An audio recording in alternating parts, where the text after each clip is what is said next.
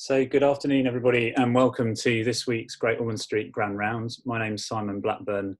I'm a paediatric surgeon here at Great Ormond Street and also Director of Medical Education and Deputy Director of the Learning Academy. Grand Rounds this week will be presented by Jennifer Izekor, who's the Executive Director and founder of Above Difference, which is a company that works to bring culturally intelligent leadership to public sector organisations. They've worked in sectors as diverse as healthcare and education and also with the police. Jennifer is a leadership coach, a trainer and speaker who's had senior roles within a number of public sector organisations. And some of you will remember her as a really well appreciated speaker at last year's GOSH conference. So she's going to speak to us about leading and working inclusively with cultural intelligence. So Jennifer, thank you very much. Over to you. Okay, hi, it's a real honor and a pleasure to be here at this particular event and to be speaking sort of keynote. I'm really excited. I get to spend the next 30 minutes to you talking about cultural intelligence, which is my favorite subject, or at least one of them. And I hope at the end of it, we're going to have, we'll have about 15 minutes to ask some questions and to discuss anything that comes up for you. Now, the first thing to say is cultural intelligence is an incredibly wide topic, and it's hard to do it justice in 30 minutes. But I was speaking at an event also on Zoom. We're all Zooming away these days, earlier today, and I had 15 minutes. So I think I'm probably going to do a bit better than I did in 30. So let's get started. I'm going to share my screen with you, and we'll be doing that for the next sort of 30 minutes and then sort of take that down so we can have a real discussion about this. And welcome to everyone who's here. It's absolutely great you're joining us. I can see we've got about 51 participants, so really, really excited to get to speak to you. And thanks, Simon, for that great introduction as well. Okay, so about us. I run an organization called Above Difference. We are the leading provider of cultural intelligence training, development and consultancy services across the UK public sector. I set it up specifically to work with the UK public sector because that's my background. We're also a strategic partner of the Cultural Intelligence Centre, and that's important because when we talk about CQ, you'll normally see there's either an R or a TM next to it. Cultural Intelligence, the CQ trademark, is owned by the Cultural Intelligence Academic Centre, Research Centre in Grand Rapids, Michigan, USA. That's their website address there. And in order to be a cultural intelligence facilitator, you have to be licensed by the Cultural Intelligence Centre, and they own most of the material that underpins this. So a bit about my background, Simon's already said it, and I won't say much more apart from what's up there. I think what is important to say is why I came into this, because as someone who didn't come up through the traditional route of sort of training around diversity or inclusion, I've run organizations, I've been a chief executive, a senior civil servant, a public sector, a public appointee. And I think within all of those roles, the issue of diversity kept coming up for me, and inclusion. And I was looking for something different, something that added a different dimension than unconscious bias and some of the same stuff we'd been rolling out, and stumbled on cultural intelligence, literally stumbled on it. And understood it was a thing, and since then have been an absolutely passionate a promoter of it in terms of really looking at how we think about difference and diversity. I'm also a leadership coach, trainer and speaker with the John Maxwell team, which is also something I'm really proud of, and so a lot of that, even though cultural intelligence is at the heart of what I do, it's very much embedded in leadership and how we lead organizations and how we create inclusive working spaces. And that's really where I'm going to be taking you today. And this is what we do. We work with organizations to do difference differently. It's a bit of a mouthful, by developing culturally intelligent leaders and organizations. So as I said, leadership is very much at the heart of what we do. When I use the word leaders, I'm not just thinking about people who have that in their title, because I know for many of you, you're leading specific areas of work, even if you're not leading people. So please know that you are included in that. And also the fact that when we think about organization, I see inclusion and diversity very much as an organizational development issue, as opposed to just something we need to talk about with individuals. So what we're going to do today, I'm going to take you through 3 questions really, and I hope that, you know, I think what I'm hopefully hoping to do is leave you with more questions and answers. And so I don't know if you'll find that helpful, but I want to get you thinking about things slightly differently. And, you know, we're going to have 15 minutes for questions afterwards. By all means, if you do want to ask some more questions, or you don't feel your questions are answered, I will leave my details on the last slide. So please feel free to contact me. And it might be helpful to say that we are already involved in discussions with some of your colleagues in other parts of the organization about introducing cultural intelligence to GOSH as well, based on some of the really good work that's been done by the BAME network, and directly with some of your senior staff within the organization as well. Okay, so 3 questions. Why does leadership matter to the inclusion agenda? And what is culture, and why does it matter to the inclusion agenda? And what's cultural intelligence, and how can cultural intelligence actually improve your capacity and capability to be an inclusive leader? And those are the 3 questions I'm going to be taking you through over the next 30 minutes. This is the first one. Why does leadership matter to the inclusion agenda? Now, as I said to you, oh my gosh, I've just realized something's really interesting. Ignore that scribble at the top. I've been scribbling on my iPad and it's come out on this as well. One of the things that was in developing people, improving care, is compassionate, inclusive, and effective leaders, the importance of that in providing inclusive working environments. And it says here that leaders who model compassion, inclusion, and dedication to improvement in all their interactions are the key to creating cultures of continuous improvement in health and care. But I suppose the challenge is, what does leaders who model compassion, inclusion look like? And we've had lots of discussions about compassionate, really great discussions about compassionate leadership. But what does inclusive leadership look like? And I think that in the public sector generally for quite a while, we've almost assumed that inclusive leadership is one of those things we should just do. And we should do it in a way that, you know, it's a nice thing to do. It's something you should be able to just do if you're committed to the inclusion agenda. And I think what's been really helpful recently is that there's been an emerging school of thought that actually inclusive leadership is a leadership style. And it is a very specific leadership style underpinned by some very core capabilities. And it's something that needs to be developed in leaders if they are to do it well. So it's really saying, what does it look like when we model inclusion? Now, I love reading articles about this. A really great piece of work that was done in Australia, which talks about the inclusive leadership shadow. And actually, this was looking at inclusion from the point of gender. And leaders came up with this inclusive leadership shadow that said it was about what you do, what you say, what you measure, and what you focus on, how you act. And so that's one way to look at it. But I think what's important is that we really begin to have those discussions about what good inclusive leadership style looks like. And a lot of the schools of thought that I use has emerged from this particular article. And if there's one article I'd advise you to read on inclusive leadership, I think this is a really great one. It's by Deloitte University Press. It's actually emerged from Deloitte Australia, I believe, and by Juliet Bork and her team, a great team who are doing some really fascinating work around inclusive leadership. And they identified 6 signature traits of inclusive leadership, and you can see them up there: cognizance, curiosity, cultural intelligence, collaboration, commitment, and courage. Apparently this was one of the most downloaded papers for the DUP, and I'd advise you to have a look at it. But what that does allow us to start thinking about is what some of those qualities are. And indeed in this paper, the authors go into a lot more detail, not just about what these are, what they look like, and how these are portrayed in terms of action.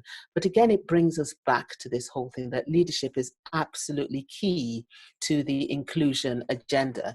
And actually, as we know, when we're talking about the culture of organizations, the culture of teams, the culture of departments, leaders are absolutely key in setting and defining that culture, as illustrated by this quote from SHRM, which is a thought-leading magazine on human resource management. And it says an organization's culture defines the proper way to behave within the organization. The culture consists of shared beliefs and values established by leaders, then communicated and reinforced through various methods. And this ultimately shapes employee perceptions, behaviors, and understanding. So if we're to go on that, what it does tell us is that fundamental to the issue of inclusion is leadership. Leadership, you know, John Maxwell says everything rises and falls with leadership, and I'll come back to that a bit later. So that's really important. And the challenge for all of you and all of us who are in any kind of leadership role is, what are the beliefs, what are the values that we are communicating and reinforcing around the inclusion agenda in the way that we lead, in the way we behave, and how we model our approach to the whole concept of diversity and inclusion and value that people need in order to feel good within their organizations. Now, it goes without saying that at this particular time, as we emerge from the pandemic, this is absolutely key that we get this right. And now more than any time, we need to be equipping our leaders to lead inclusively and to understand exactly what that means. And that then brings me to a question I often ask people, which is this: are you an inclusion leader, or are you a diversity manager? Are you leading inclusion within your departments, or are you managing it? And I think they're two different things. Leadership, you know, as I said, John Maxwell says, is influence. So this is all about not just your title, but how are you influencing others around this and other agendas? Management is very much about the processes, the systems. And so I always think if you're managing diversity, you're focusing on statistics within your department, you're focusing very much on how your department may look in terms of diversity and inclusion. If you're leading inclusion, you're focusing on how it feels, not just now, but really how you use your position to influence others and really get that agenda moving. So there's a real, that's really important. And I'll come back to that when we look at cultural intelligence in its wider sense. So that's our first question done. And that's the one I'll lead you with in terms of that. What's your role within this agenda, and how do you approach it? And then what's culture? And why does it matter to the inclusion agenda? Now, one of the most fascinating parts when I run workshops on cultural intelligence is I say to people, I give people a card and I say, write in 3 words or 3 phrases or 3 bullet points how you would define your personal culture. And what's always amazing is how differently people define their culture, because culture is one of those kind of things, when we think about it, we think about people over there, their culture, the culture of our workspace, the culture of the team. And we very rarely think about it in terms of who we are. And so some people define it by their social class, by their ethnicity, by their personal values. How would you define it? Just talking to all of you who are on at the moment, if I asked you that question, how would you define your personal culture, the things that make you up? If we had time, you'd find that, you know, everybody would define this slightly differently. So why does it matter then to the culture, to the inclusion agenda? Now, this is a definition I probably like best about culture. It's a human process representing the vast structure of behaviors, attitudes, values, habits, beliefs, customs, language, rituals, ceremonies, and practices. But most important is that bit I've got underlined at the bottom, which says it provides them with a general design for living and patterns for interpreting reality. So whatever makes us up as individuals in terms of our culture is how we approach reality, is how we interpret what's happening around us. And sometimes the real challenge is, it also means it's how we interpret the behavior of other people who we work with, or we live with, or we do life with. So what that means is that each and every one of us has on a set of cultural glasses, and we use those glasses to look at the world. Now, if you look at that definition, you would quite easily and quite quickly recognize that, you know, there are a whole range of things that can be defined as culture. If you're a keen cyclist, I would say, along with other very keen cyclists, and I'm talking about those of you who do hundreds of miles of cycling for forever on a Saturday and Sunday, you probably share very many cultural values with your fellow cyclists. If you're a football fan of a particular team, you probably have shared values with those people. Bringing it closer to the workplace, certain grades will mean that you have shared attitudes, certain values and behaviors within those grade systems. In a hospital like yours, where there's so many different where there's so much professional expertise, some of those groupings will have shared values and shared customs and beliefs and ways that you behave, and often shared language. So I remember joining the civil service and, from the third sector, and suddenly realizing that, people had a language that I couldn't speak for quite some time, but a bit of time and I learned to speak it with the rest. But professions will have shared languages and beliefs and customs. And that means it's really important that we understand how that impacts on the way that we relate to other people. Because often what people say is, well, you know what, I just treat people the way I like to be treated, or I treat everybody the same. And that's probably one of the sort of death knells to the inclusion and diversity agenda, because if we're all wearing different cultural glasses, then we can't treat everybody the same. We've got to have an understanding of what that means for the individuals, particularly if we're leaders or we're in a leadership position. Now, that doesn't mean that cultural intelligence requires you to be a jack of all cultures and a master of none, but it's more about the awareness and understanding of knowing what it is you don't know when you deal with people who are different from you in some way, shape, or form. So, this is another really interesting quote I found, and this is from the Inclusive Employers website. And they define inclusion as a culture in which the mix of people can come to work, feel comfortable and confident to be themselves, working in a way that suits them and delivers your business needs. So inclusion is all about ensuring that everybody feels valued, and importantly enough, is able to add value. And in order for us to create those inclusive working spaces, then culture can't just be about the way we do things around here, because often the we is going to be those people who are in the majority. And then what happens is that the people who are in the minority don't feel heard, don't feel valued, and don't feel that they're in an environment where they're able to add value. So that's really important. I'm going to be showing you a lot of quotes today because I love things like this, and I think it helps, look at it from different perspectives. And this is from the private sector, and it's Louis Gessner, who was a former CEO of IBM. And he said, until I came to IBM, I probably would have told you that culture was just one among several important elements in any organization's makeup.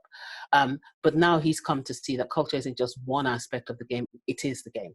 And in the end, an organization is nothing more than the collective capacity of its people to create value. And that's key, because actually, if we're not creating environments that are inclusive, that allow people and enable people to add value, then we're losing out on that considerable collective capacity. And if we are to do that, then we've got to have organizations where the different cultures of the individuals, of the teams, of the departments are recognized, understood, and woven into how we work as an organization.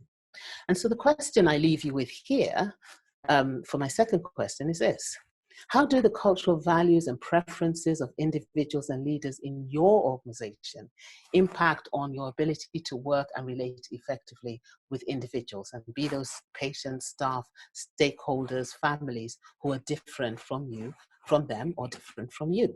And this is a really important question that we spend a lot of time thinking about when we work with organizations around cultural intelligence, because cultural values and the cultural preferences of the people that are in organizations, and particularly in leadership, will be the defining factor in how those teams, organizations feel, and how inclusive they are, and what the experiences of people, particularly patients, staff, stakeholders, families, who may be on the outside of those sort of key cultural values, what the experiences of those people are. And if we are to make sure that they're more positive, then we've got to have cultural intelligence in the way that we work with people.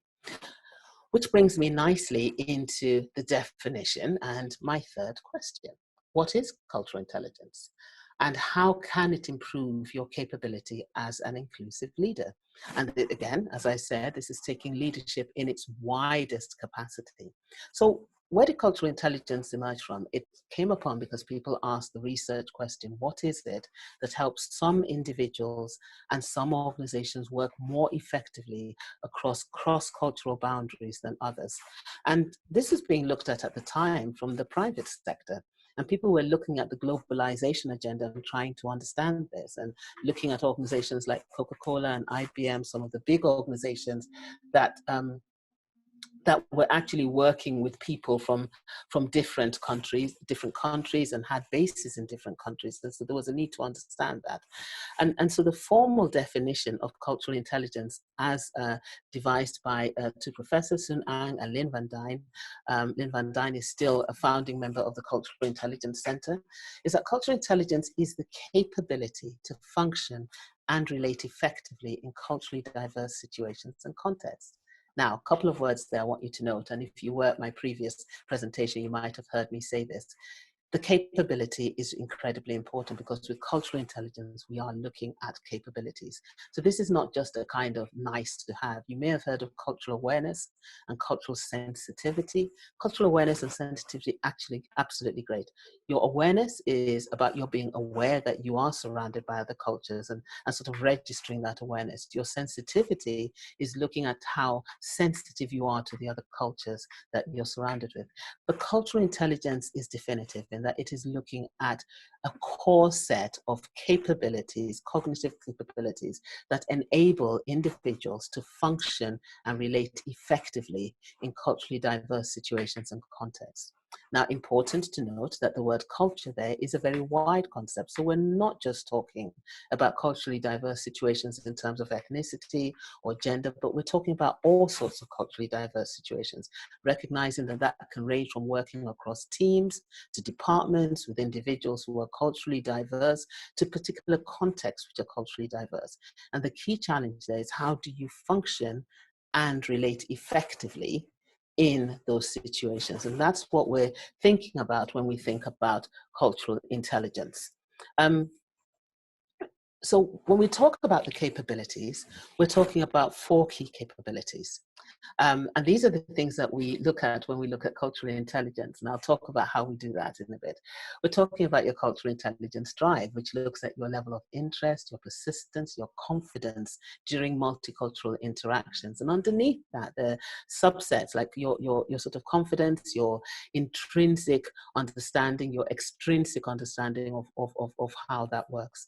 Your cultural intelligence knowledge looks at your understanding about how cultures are similar and different. And I talked a bit about that with my second question. Now, this doesn't measure your ability, as I said, to know everything about all cultures, but is really about how much your awareness and understanding of the difference in cultures and the impact of those cultural differences affects the way that you work in cross-cultural settings or with diverse teams.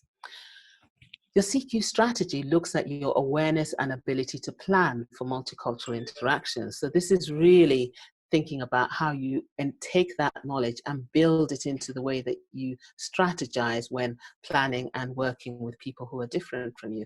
And one of the things that happens here, where that the absence of CQ can make make real issues for us in terms of the inclusive agenda, is that if we don't have the CQ knowledge and we don't recognize how cultures are different, then we kind of go into situations when we work with individuals, with families, with new teams, with new environments, almost slightly blind to the differences. And that's where things can go wrong, because we're not preparing, we haven't got that awareness, we haven't built in that strategy of thinking, how is this going to work more effectively if I take into consideration the things I know about this culture, this individual that I'm about to engage with.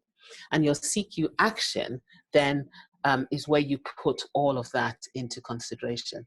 Now, the great thing about cultural intelligence is that the defining points of it compared to other approaches are these. And I'm not going to go into all 4, but I'm going to speak about them briefly. It's developmental, which means that everybody can develop your cultural intelligence. And this is absolutely wonderful. And it's one of the first things that kind of really, sold me on CQ. Because what we have done in the past is thought about unconscious bias. And the great thing about unconscious bias, or the not so great thing, is that if you've taught it, which I have, essentially what you're saying to people is, you know what, we're all unconsciously biased. Could you try consciously not to apply your unconscious bias when you work with people who are different from you? And of course that doesn't work, which is why there's so much research telling us now that unconscious bias is not particularly effective in changing behavior, attitudes, or addressing the inclusion agenda. With cultural intelligence, everybody starts their journey with an assessment, and that the assessment, I'll talk about that a bit later, is an accredited way of measuring, in fact, the only accredited way of measuring cultural intelligence by the Cultural Intelligence Center. And then you can develop it. It's been, research tells us that there's certain activities and things you can do individually within your organization to build your cultural intelligence levels. And research tells us that when you do that, it will impact on the way that you're able to lead and work with difference. It's based on a clearly defined framework. It's academically validated. For those of you, and I know there will be some of you, particularly given that I'm talking to Gosh, who are real academic buffs and really sort of driven by research, there is an incredible amount of research underpinning cultural intelligence, the testing of it, the way it enables us to lead and work and act differently. Is an incredible amount of academic literature, which you can find on the Cultural Intelligence website, or indeed if you just go searching for that in academic journals. And it's predictive. And this is another thing that the research tells us, that it actually predicts the way that we behave. And some of the things that it predicts, and indeed some of the return on investment for developing your cultural intelligence, we know, and the research tells us, that it will enhance your personal adjustment and adaptability and resilience when working with diverse contexts, with diverse teams, or indeed leading them.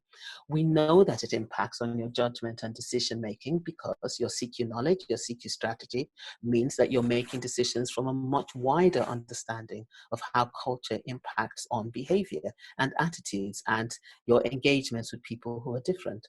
We know that it increases, and again, the research tells us this, that leaders who have higher levels of CQ, particularly CQ drive, particularly CQ strategy and CQ knowledge, are more effective in their leadership and will lead in a way that is more likely to create inclusive working environments.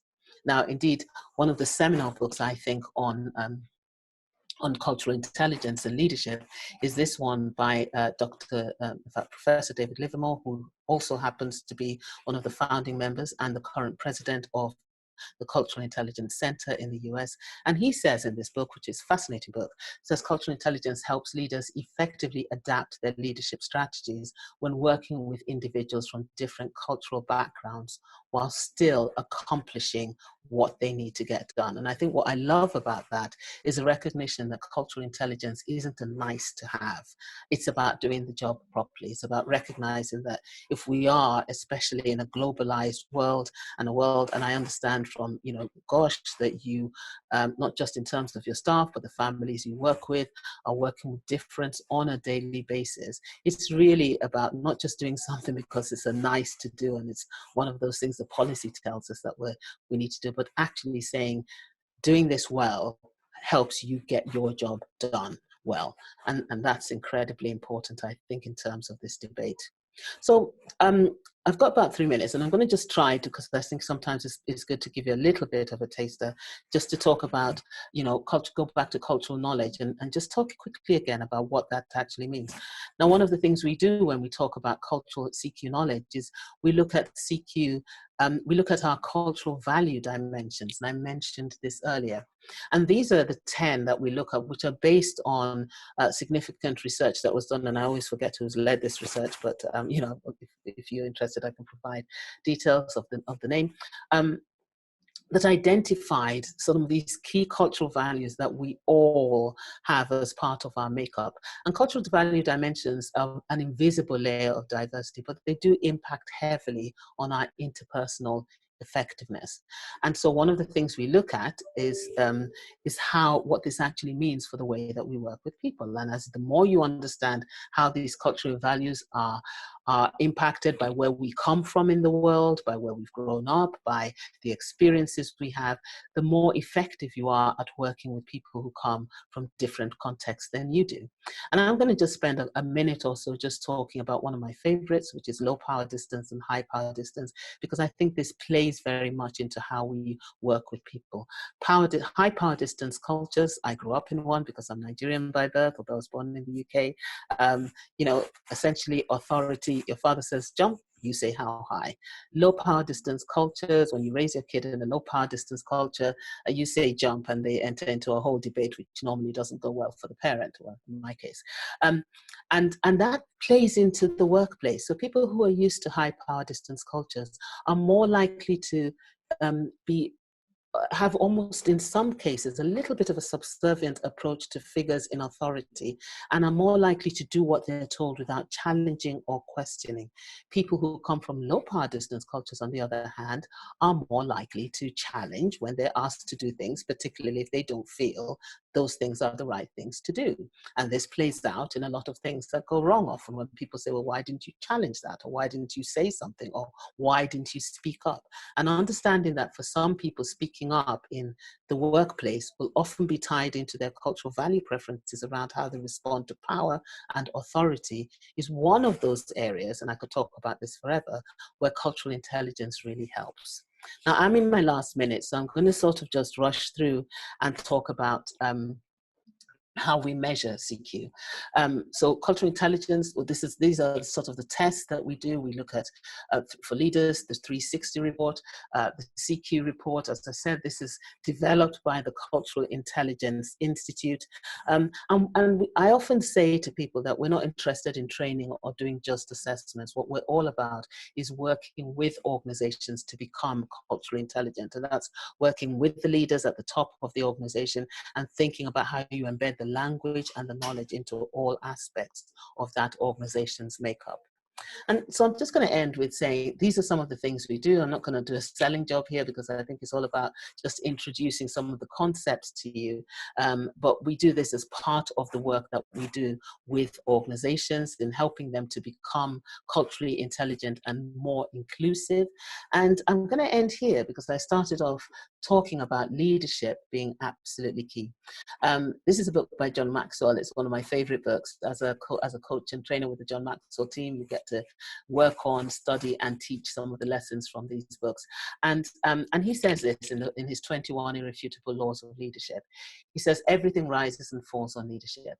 Personnel determine the potential of an organization. Relationships determine the morale of the organization. Structure determines the size of the organization. Vision determines the direction of the organization. And leadership determines the success of the organization. And when all of those things are underpinned by cultural intelligence, we go back to the course I had at the very beginning, which is around us creating organizations where everybody, irrespective of their backgrounds, where they come from, are able to add value, feel that they can add value, and create an organization that does the amazing kind of work that you guys do. And it's all about not just how our organizations look in terms of diversity, but how they actually feel. And that's all about the leadership. So I hope you've enjoyed that. It's an absolute whistle-stop tour of cultural intelligence, which is an incredibly wide subject. But I'm really looking forward to your questions and to any further information that we can provide you with. I'm going to stop sharing now and come back to the screen. Right. Hi, Simon. Jennifer, thank you very much. That was really, really, really interesting. So we've got Adeboye Ifederu on the call as well. Hi, Eddie, how are you? He's head of the North Thames Regional Newborn Screening Lab, but also chair of the BAME Forum here at Great Ormond Street. Good to see you. Thank you. So thanks for joining in. And we've got some questions on Slido, so I'm going to start there. So the top rated question at the moment, Jennifer, is that do people from certain places have a higher CQ than others? I.e., if you live in a more culturally diverse place, would your CQ be higher than those from others? No, there's some really interesting research around that, actually. Knows the answer to that. And actually, one of the things that we teach as part of cultural intelligence, that being from, your CQ is not dependent on where you come from. So as a Black leader, I'm no more culturally intelligent naturally than a white leader. But what we do know is that where, for instance, with children, if you have children who are exposed to a diverse range of cultures in their makeup. So, for instance, if you were an expat, I've got a brother who's an expat in Japan.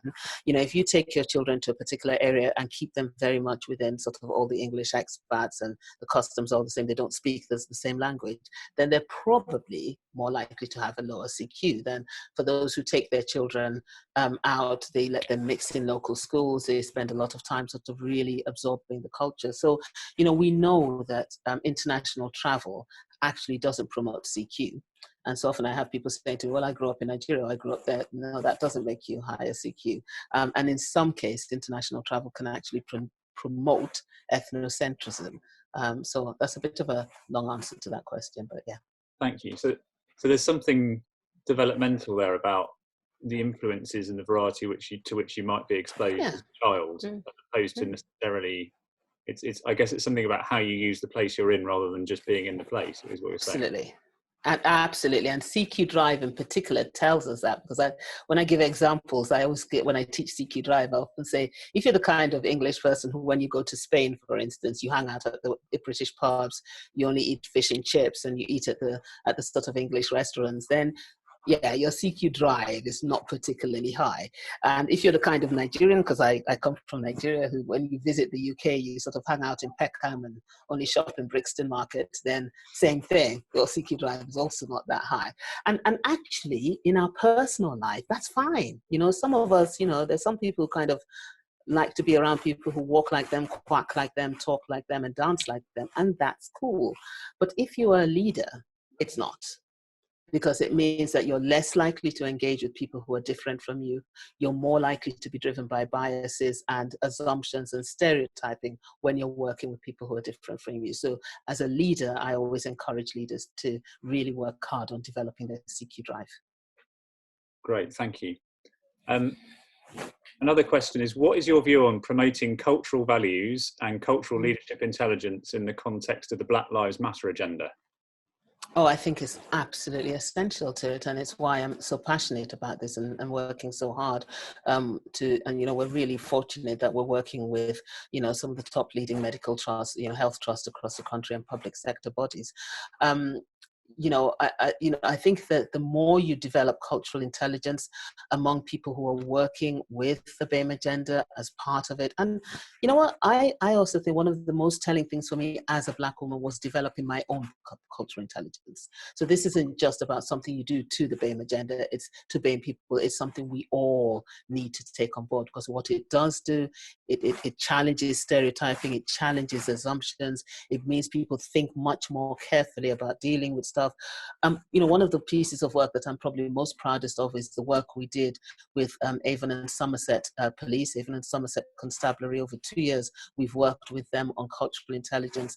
And I thought it was really interesting, the team that lead Bristol, for instance, in the way that they responded to some of the incidents around, you know, the statue being pulled down, and the way they policed the demonstrations in Bristol. And, you know, the mayor and his team had done the cultural intelligence work, the constabulary had all done it, and I thought that came across very much in the way that they dealt with that. And I think it really does change the way that people work with diversity and inclusion.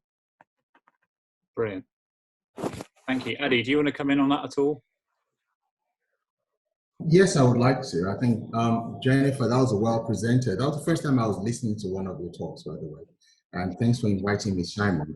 So at Gosh, we actually have a voice of our CEO who speaks quite clearly about what he expects us to kind of portray as our values about these Black Lives Matters. But what it is that is more concerning from my own perspective as a chair of the BMA group here at Gosh is the fact that we are more or less focusing a lot on our top-end leaders in this organization and expecting them to get the message across to the whole strata of the organization. And that's not really happening, because the voice we hear from underneath, from lower tier, is as if we're not doing enough. And I think what it means is there's a void. There's a space in between that's not carrying the message across in the manner it should. So does cultural intelligence of this scope, does it actually do something quite intelligently around getting that message across? Because apart from getting the leaders to be aware of their cultural, whatever you want to call it, lack of cultural intelligence, there's another thing about people that are underneath that need to perceive and hold head leaders to account. for what they're not doing. Absolutely, absolutely. And I think one of the things, you know, I don't know if you heard me say this at the beginning, Adu, was that, you know, one of the bugbears I have is that when it comes to inclusive leadership, we've often been quite woolly about what that actually means. You know, it's not really, you barely look at the sort of job description or recruitment system for leaders where we're clear about what we're looking for when we're looking for leaders who are inclusive or who get this. When I work with organizations, I start at the top. And the reason I do that is simply because leaders define the culture of the organization. Leaders are responsible for setting and making a culture in which people's voices get heard. And leaders where cultural intelligence is not part of that agenda, then what you have is a culture within the organization where certain voices are more likely to be heard than others. But the one thing I also say when I work with organizations is, if you're just looking for somebody who's going to come in and run a day's workshop with your leaders, I'm really not interested. What I'm looking for is leaders who commit to a journey. And that journey includes, it starts with the leaders, but it includes working with all levels within the organizations. It includes challenging and changing the behavior and the language around inclusion and deepening and modeling that behavior. So because cultural intelligence looks at capabilities, it's really challenging. And the more we get those capabilities defined within our recruitment structures, within our performance management structures, then the more we're able to hold leaders to account for what it is they're actually doing. Someone asked me the question, I think I did a webinar with Bart a couple of days ago, and someone asked the question, well, but what if leaders don't do it anyway? And I said, well, you know, when we're clear about what the capabilities are, when we're clear about what good inclusive leadership looks like, then it's no longer about whether you are being nice to the BAME staff, it's about whether you're doing your job. And if you're not doing your job, then I would expect to see people use their performance options to deal with leaders who are not. And I'm looking to see us moving away from where we think inclusion is a nice to do as part of our leadership to where it is an absolutely, this is the fundamental part of how you lead. And it is what either defines you as a good leader or a bad leader. Because when we do that, then we will then have systems, structures, and cultures and environments where the people at the, for want of a better word, bottom and the middle of the organization recognize what the stakes are. And one of the groups I think is absolutely key within that are the middle managers, because the middle managers are the ones who are, that's where a lot of things go wrong. And those are the next set of leaders we really need to sort of support with this agenda. Brilliant. Thank you very much, Jennifer. I don't think we can pick a better note to end on than that one. So I'm going to stop us there. We've come to the end of our time. Just to remind, I was about to say to remind the people that aren't here, but clearly that doesn't work.